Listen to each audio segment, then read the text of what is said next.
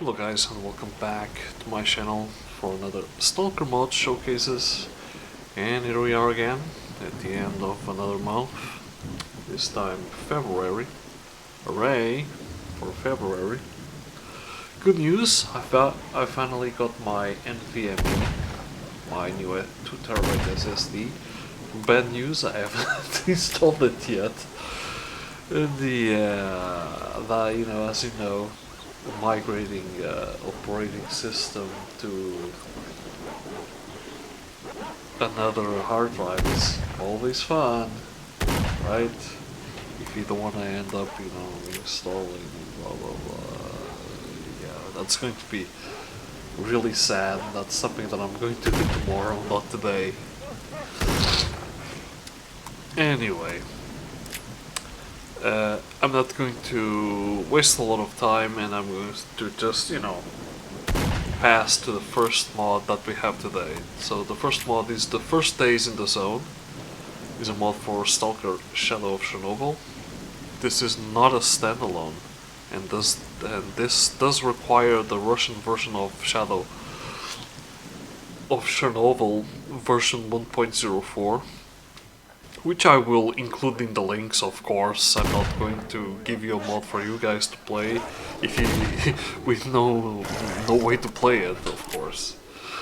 So for what I can tell, as I really could not find a lot of information on this mod, is that this mod takes place before S.T.A.L.K.E.R ends up brainwashed in the corner or without any memory or whatever, and that we are not S.T.A.L.K.E.R.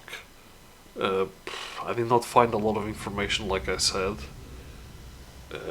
Yeah, I searched, as you can imagine, and I couldn't find anything. At least in English.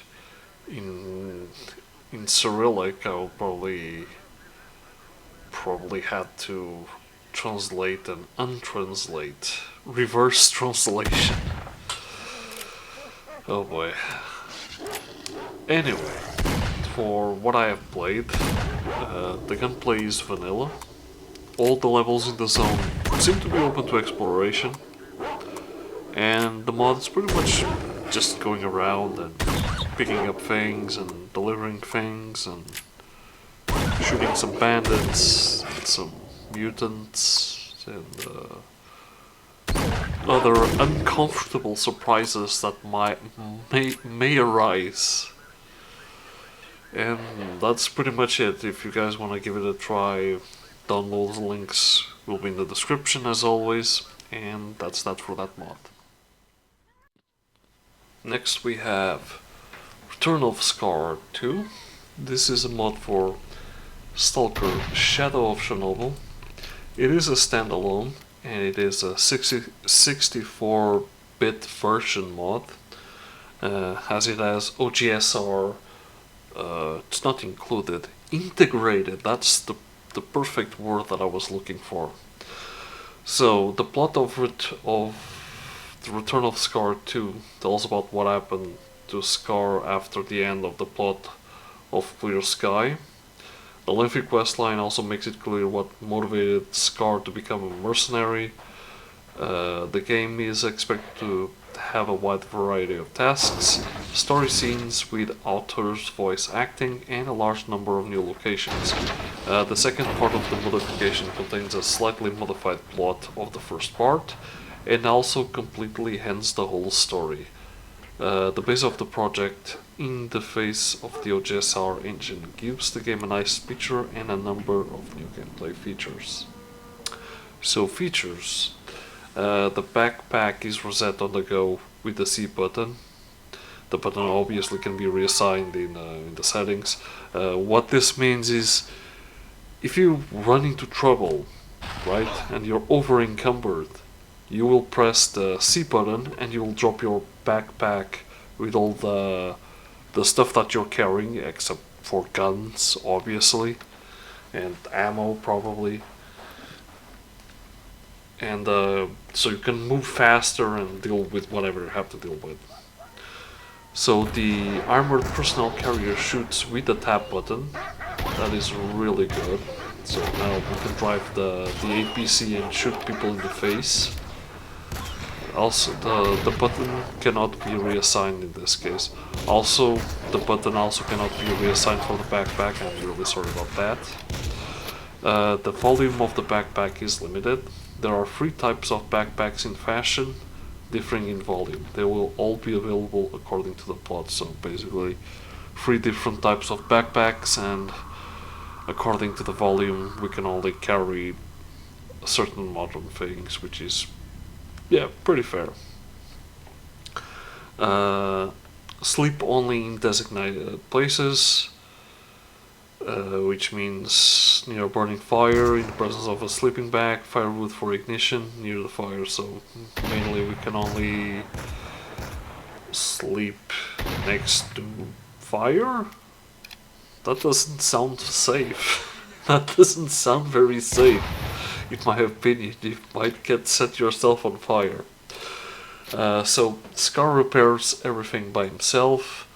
Also, next to the fire, with a repair kit, it is possible to remove the helmet of the suit.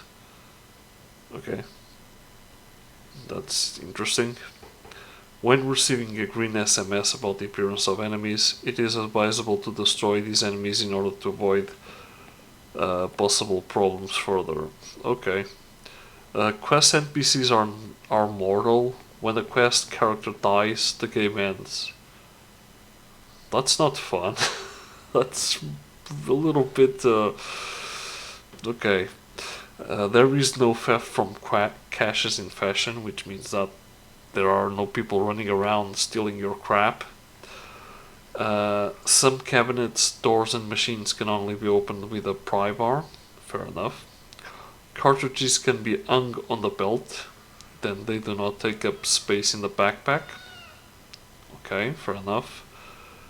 Food will definitely deteriorate in radioactive areas. And game settings. For natural looking sunbeams, choose OGSE or volumetric sunbeam type, disable vertical sync. Also don't include grass shadow, that will kill literally your FPSs. I don't know what's wrong with shadow.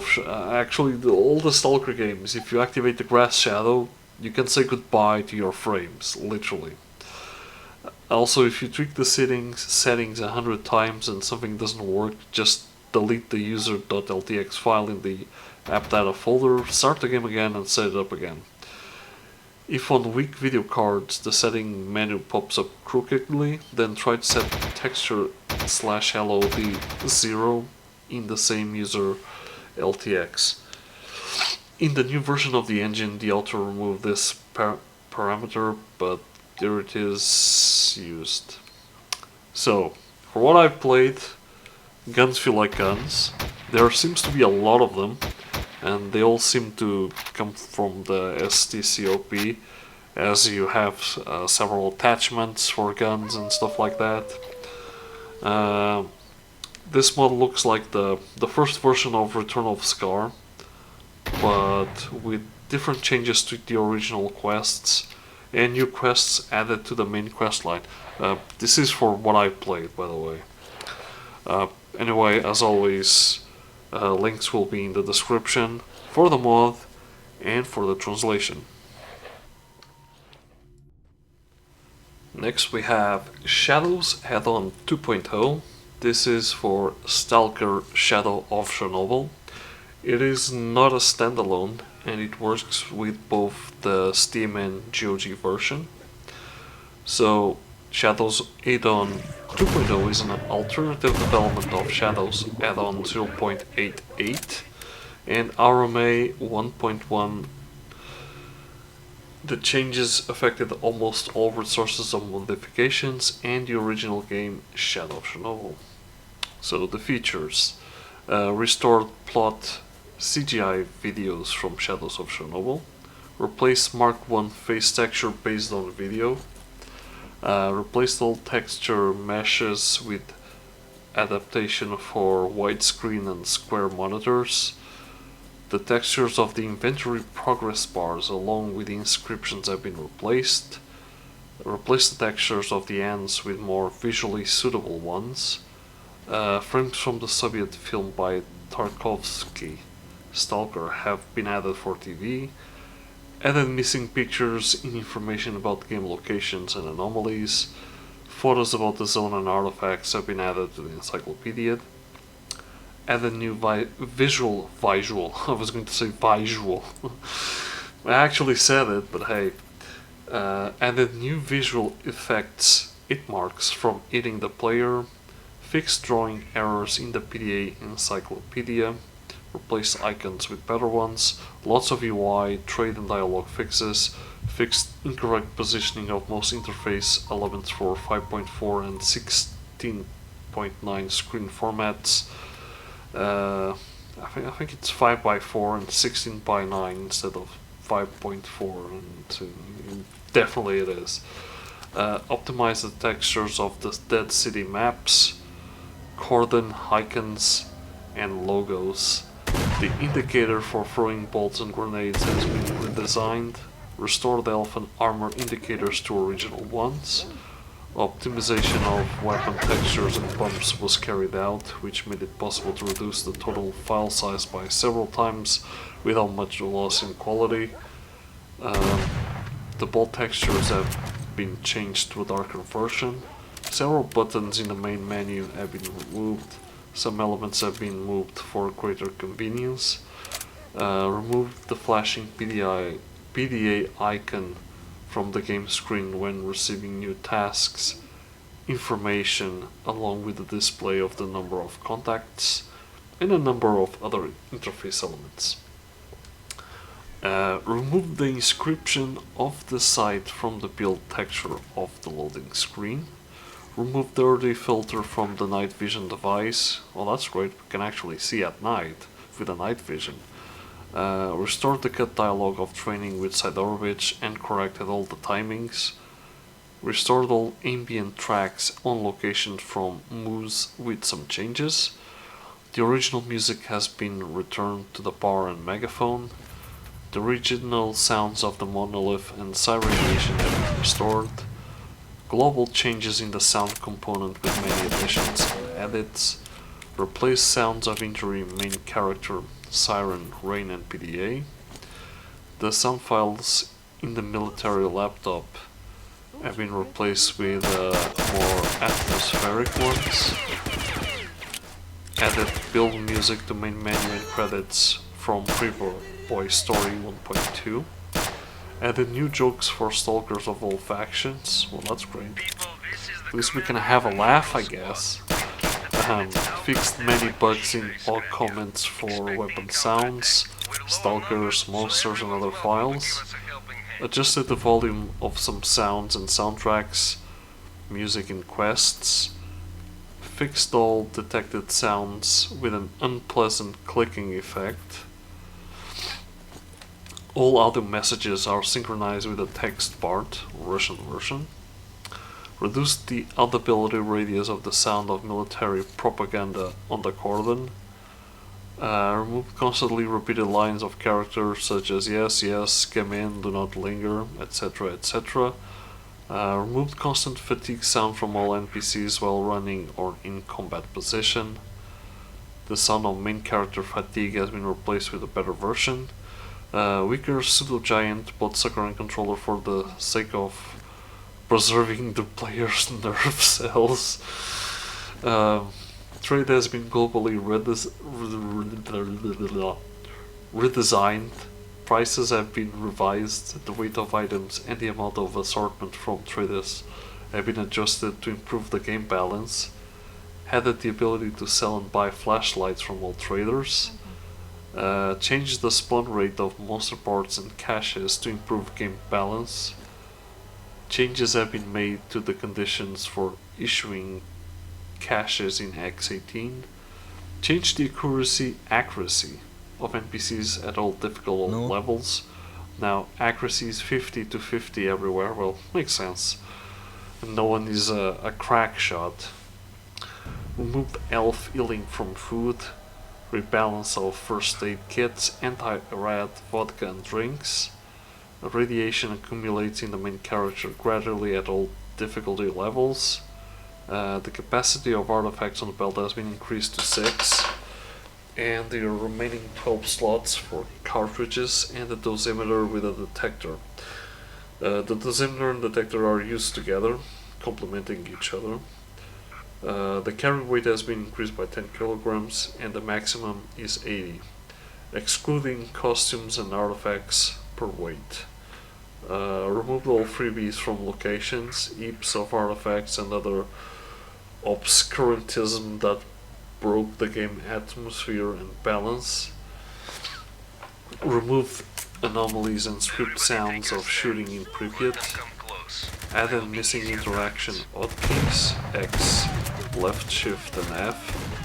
Now you can trade and switch between interface windows with all NPCs without using the mouse. Changed almost the entire description of weapon upgrades with a lot of text edits. Hold on, what do you mean weapon upgrades? Well, that's actually pretty cool. If you can actually upgrade the weapons. Change the possible options for the end of the game. There are 2 false endings and 1 true, plus free play. The control keys have been changed for the most convenient layout. There is a default key in the settings to return the original settings. The view of displaying the combat characteristic of weapons and armor has been changed to a more convenient one. Adding missing description of all unique items. Fix the permanent crash when shooting Barkeep in the 100 rats. Why would you shoot him? That sounds... okay. All possible A-nil value crashes have been fixed, which greatly improved the overall stability of the game. Fix all bugs with displaying plot messages on widescreen monitors. Fixed errors in scripts configuration and texture files of the game. That's a lot of stuff. Fixed errors in the text of biographies. Correct absence of biographies of some stalkers was revealed. Fixed position of text and textures in game menus. Optimize the parameters in the initial quality settings of the game. Disabled automatic entry into freedom. Disabled sheet frames with sound in binoculars when detecting stalkers and monsters. Disabled campfire damage to prevent characters from self-immolating. The text tutorial at the beginning of the game has been completely redone, and errors in the order and duration of the tutorial messages have been fixed. The zoom on all sides has been completely redone. Now, for example, the 4x scope is really 4 times, with specially adjusted values. The viewing angle FOV of absolutely all weapons is manually adjusted to the millimeters in accordance with the new parameters. The inertia of the camera has been completely removed. Viewing angle FOV is set by default. Fixed the radius and range of flashlight illumination to 20 meters. The confused characteristics of the SIBA and SSP-99M overalls from the original game have been corrected. A global revision of absolutely the entire text component was carried out. Fixed thousands of various grammatical errors and typos in all texts, descriptions and dialogues. Most of the text was rethought and rewritten from scratch. Remove the radius of the restrictors. NPCs will no longer push and interfere in narrow aisles. Remove the hanging markers from the map even after completing the corresponding task. Increase the attack radius of the knife to a usable distance. Increase main character growth to the level of other NPCs. The system of normal and low crouching has been changed. Now, for example, it is possible to crawl into pipes, under vehicles, or into any other objects of the location. The weapon pack on hybrid ends, Clear Sky plus CSS adaptation from NLC 7.5.3, NLC 3.0 and SWMT by Professor Sakharov. All original weapons have been replaced. Icons from NLC 7, disabled auto quests, changed models of unique weapons, changed game start time to morning, plus some minor edits, alterations, which I can't remember all of them already. Remember, I didn't do the mod, I'm just spreading what the mod creator / editor did. And honestly, that is a lot. So, let's get to the nitty gritty, shall we? For what I've played, the guns feel like guns. This is a fun mod without being, what do you call it? Depressing, that makes you suffer. It is fun, and it gives another visual into the original storyline, like RMA or Oblivion Lost, or countless mods of this type. Anyway, as always, the download links will be provided in the description. Finally, we have Stalker Shadow of Chernobyl update version 1.0.2. This is a mod for Stalker Shadow of Chernobyl, also a standalone and 64-bit. I think no, looks like all the mods in this month are all for Stalker Shadow of Chernobyl. That's funny. I could have selected a few from the other different games, maybe. Well, I think these were the ones that I found more interesting for this month, to be honest. Anyway, this mod is basically a visual, audio, and gameplay overall,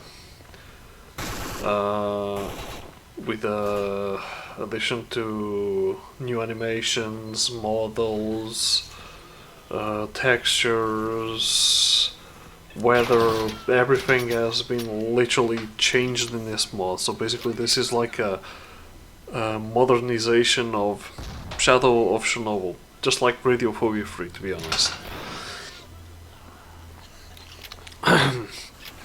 So, features. We have location changes in the cordon, version of the cordon before the replacement of vegetation with a completely new one.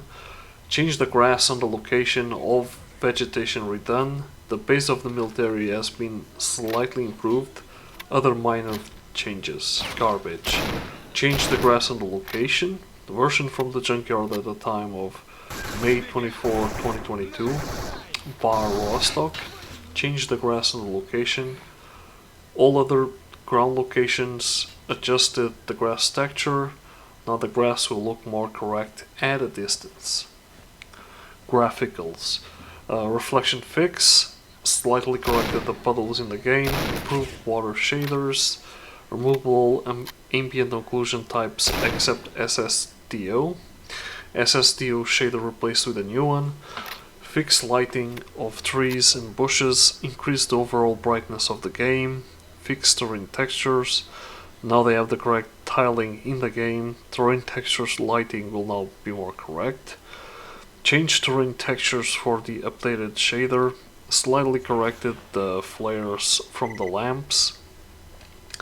Replace the parallax shader, which works more correctly and does not produce artifacts. Improved textures to simulate the effect of glass from a suit helmet. The effect is much less. Improved the effect of imitation of rain on the glass from the helmet. Closer to the center of the screen, the effect will be less noticeable.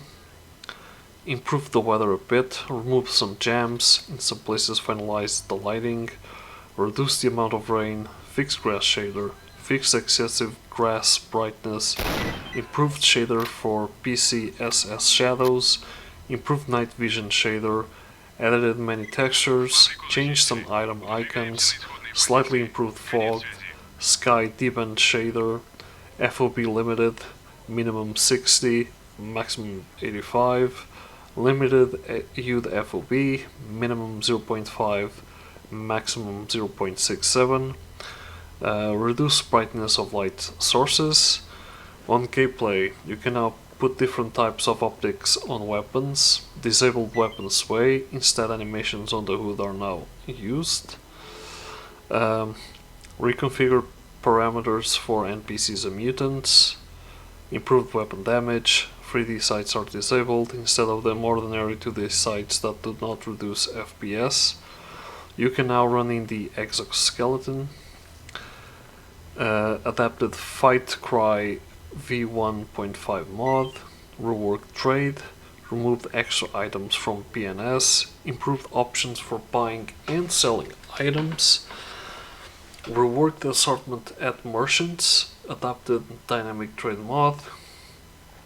Each NPC has an individual trading scheme. Pistols and assault rifles are treated as separate item types. Random prices within certain limits for each NPC separately. The percentage probably is set to buy and sell most items. Weapons are bought only the best relative to what is already there. Weapons are only sold if the NPC has more than one.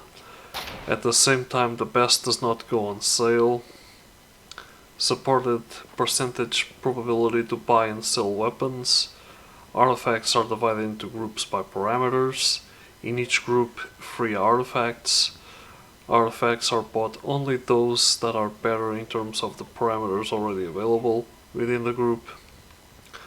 Artifacts are only sold if there are more than one of them, the same, or if there is a better artifact available within the group. Supported percentage change to sell artifacts. The purchase is made without the percentage probability. Ammo is bought only if the NPC has weapons. So my personal experience with this one. So, basically, it's visually very pleasing, and also the gunplay feels nice. Basically, realistical. Let's say realistical, because this game is not really a simulation, to be honest. I know that some people made some simulation elements to Stalker, you know, like normally when you get hit in a leg or a arm, you can't aim, or you can't use that arm, or you can't walk as fast, or stuff like that. Yeah, it's a nice mod, and it's a good mod.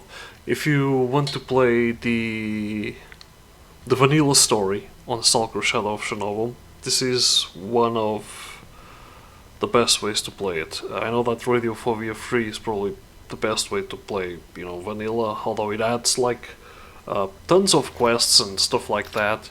I think this is more pure in terms of storyline. Anyway, as always, the download links will be in the description, and that is all for this month.